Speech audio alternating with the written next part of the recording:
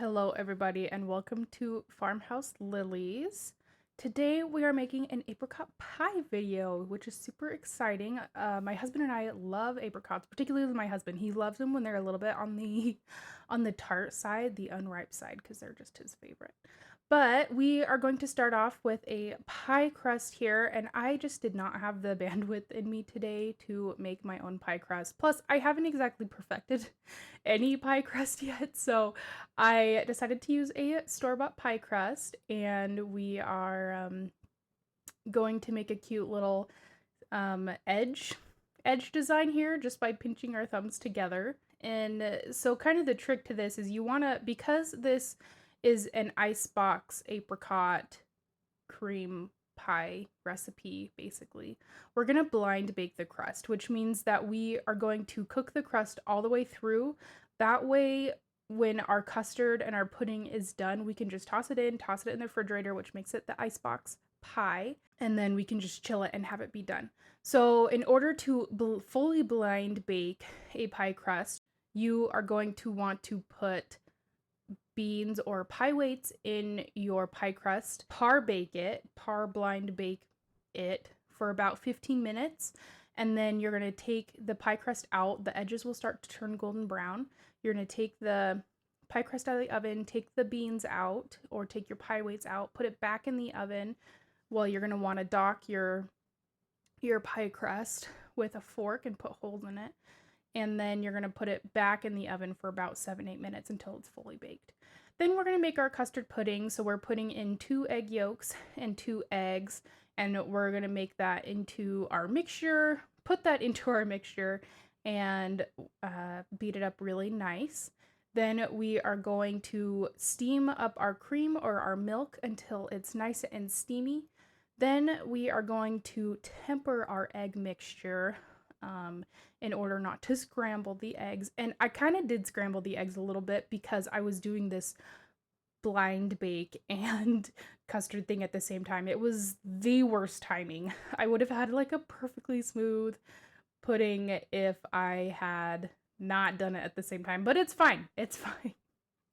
Anyway, as you can see, I put my pie crust back in there to finish the baking process, and then my pudding is almost done. Honestly, at this point, I am just steaming it for a couple minutes, and there is my beautifully baked crust, and it is nice and crunchy on the bottom as well. So that's how you know that you have a good pie crust bake. So I have my pudding here, which is doing phenomenal.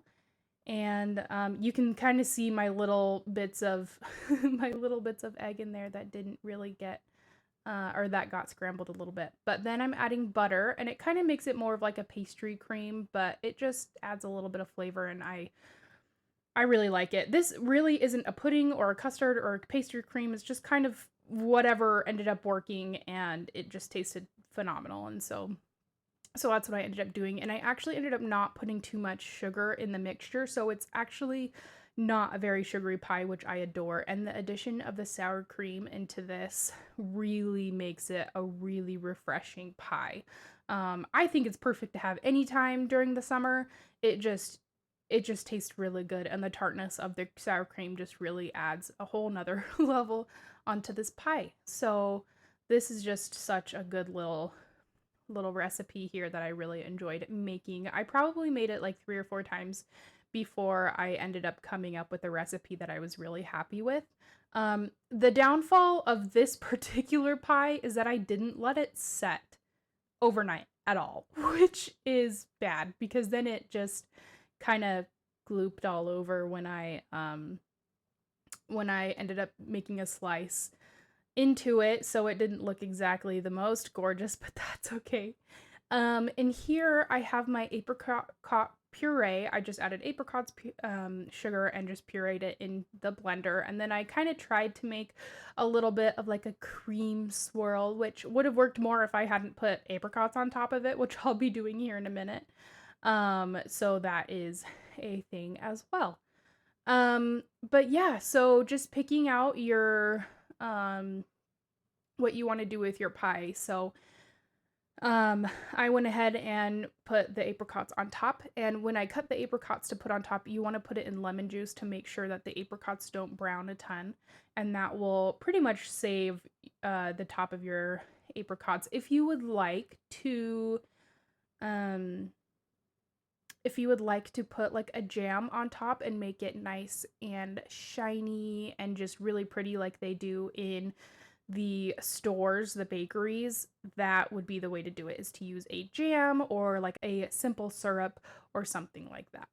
And yeah, so this is our lovely apricot pie recipe. It ended up being gorgeously delicious, and I'm so excited to share this recipe with you. It really is just kind of the epitome of summer here with the apricots because their season is so short and the good ones are only on the shelves for so long. You have to like wait for them on Instagram to be like, okay, they're here, the good ones are here, and you just have to run to the stand in order to get them. Otherwise, you kind of ended up with the unripe ones or the overripe ones, and that's just no fun. So thank you for joining me today on Farmhouse Lilies and making this beautiful apricot icebox pie. And I hope you make this recipe and check it out on the blog where the full recipe will be written down. And we will see you next time. Toodaloo, guys!